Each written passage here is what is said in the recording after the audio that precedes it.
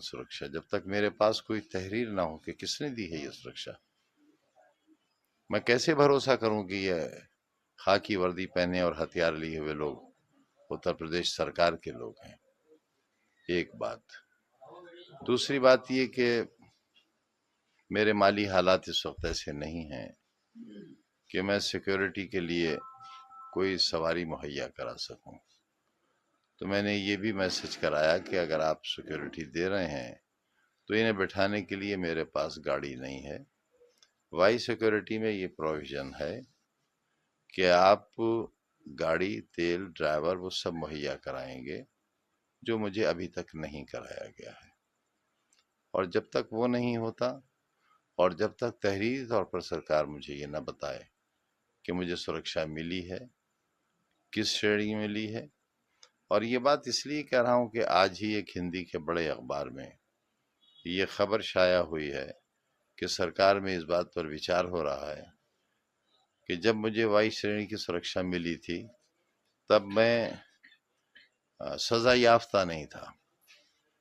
अब मैं क्योंकि मुर्गी चोरी के इल्जाम में 21 साल की सजा पड़ी है, मुझे 36 लाख का जुर्माना है मुझ पर, सिर्फ एक मुकदमे में, अभी 113 के फैसले बाकी हैं। तो जब मैं सजा याफ्ता मुजरिम हूँ और बकौल उस अखबार के सजा याफ्ता को सिक्योरिटी नहीं मिल सकती, तो मैं ये कैसे मान लूं कि ये लोग जो आए हुए हैं ये कब वापस ले लिए जाएंगे। अगर मेरे पास कोई एश्योरेंस नहीं होगा, श्योरिटी नहीं होगी उनके रहने की, तो मैं कैसे भरोसा करूंगा। लिहाजा मैं मुंतजिर हूं इसका कि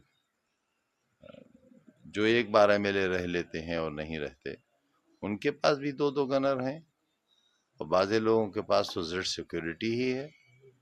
एक बार एमएलए हो जाने के बाद भारत सरकार की सिक्योरिटी है, कमांडोज हैं उनके पास। हमारे विरोधियों के पास, जिन्होंने शहर लूट लिया, आबरू लूट ली, जिन्होंने लोकतंत्र लूट लिया, सारी व्यवस्था लूट ली, उनके पास सेंट्रल गवर्नमेंट के कमांडोज हैं इस मुर्गी चोर के लिए। तो कम से कम उतनी सुरक्षा तो मुझे दी जाए जितनी सुरक्षा मेरे विरोधियों के पास है। इस तरीके से आपके आवास पर सुरक्षा कर्मी तैनात थे, लेकिन आप जिस तरह से दौरों पर हैं, लोगों सुरक्षा से कर्मी मुलाकात कर रहे हैं। एक कर्मी, पहरे पर तो सिर्फ एक कर्मी है। और दौरों पर तो हिम्मत ही नहीं है जाने की। बार बार दिल्ली जाता हूँ चेकअप के लिए, फिर जाना है मुझे।